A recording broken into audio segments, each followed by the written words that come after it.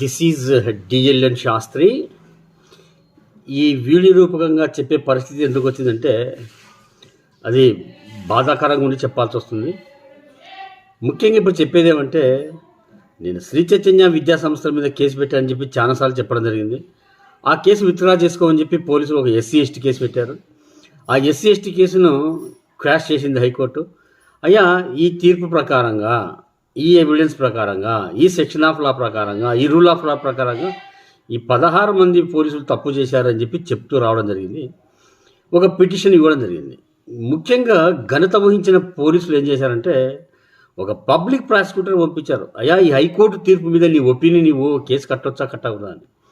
ఆ ఘనత వహించిన అసిస్టెంట్ పబ్లిక్ ప్రాసిక్యూటరు ఏం చేశాడు, దీంట్లో ఏమీ లేదు, ఈ కేసు రిటర్న్ చేయండి, ఐఓ చాలా ఉన్నతంగా మహోన్నతమైన ప్రవర్తనతో ప్రవర్తించాడని చెప్పి జరుగుతుంది. ఇవి సందర్భంగా చెప్పేది ఏమంటే, గౌరవ న్యాయమూర్తులు, హైకోర్టు న్యాయమూర్తులు, జిల్లా జడ్జీలు, అదనపు జిల్లా జడ్జీలు, మ్యాజిస్ట్రేట్ కోర్టుల మ్యాజిస్ట్రేట్లు, జడ్జీలు దయచేసి రిజైన్ చేసి వెళ్ళిపోండి. అయ్యా, చాలా స్పష్టంగా చెప్తున్నా, గౌరవ హైకోర్టు న్యాయమూర్తులు, మిలాడ్లు, మైలాడ్లు, లార్డ్షిప్లు, జిల్లా జడ్జీలు, అదనపు జిల్లా జడ్జి, జేఎఫ్ఎంసీ కోర్టు మ్యాజిస్ట్రేట్లు రిజైన్ చేసిపోండి. దానికి కారణం ఏమంటే, నిర్దిష్టంగా పోలీసులు తప్పుడు కేసులు పెట్టారు, చట్ట వ్యతిరేకంగా ప్రవర్తించారని చెప్పి మీరే చెప్పారు.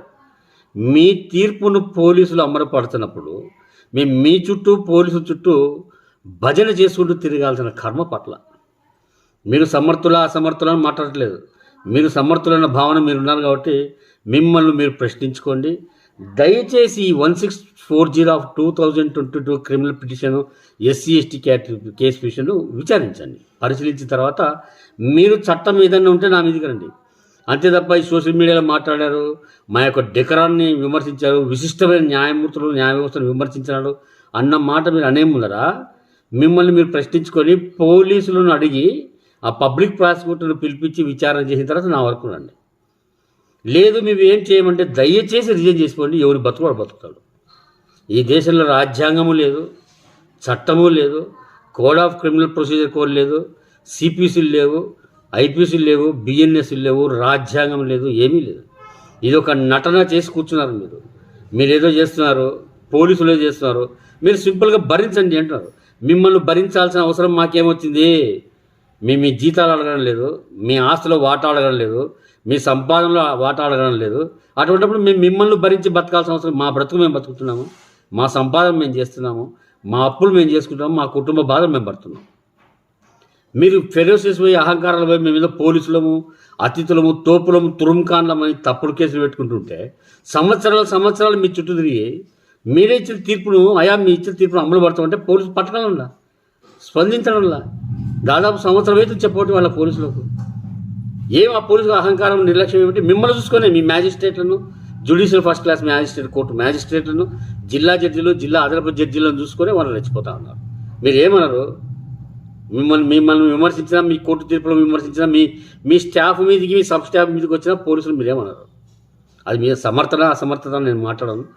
దయచేసి ఈ పూర్తి స్థాయిలో ఈ 1640/2022 క్రిమినల్ పిటిషన్ మీద పరిపూర్ణమైన స్థాయిలో విచారణ జరిపి పోలీసుల మీద కేసు కట్టండి, లేదా దయచేసి రిజైన్ చేసిపోండి.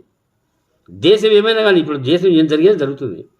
మీరు అసమర్థులా, మేము అసమర్థులా ప్రశ్నించుకోలేక మానసిక ఘర్షణ పడుతున్నా. నేను అసమర్థుని కాను, స్వతంత్ర భారతదేశ పౌరుణ్ణి, వలస రాలేదు, శరణార్థి కాదు, అక్రమ ప్రవేశం కాదు, దొంగతనంగా దేశంలోకి రాలేదు. కాబట్టి దయచేసి పరిశీలించండి, లేదా జిల్లా జడ్జీలు, మ్యాజిస్ట్రేట్లు, అదనపు జడ్జీలు, హైకోర్టు జడ్జీలు రాజీనామా చేసిపోండి. సమర్థులము అని చెప్పి నిరూపించుకోండి. నమస్తే.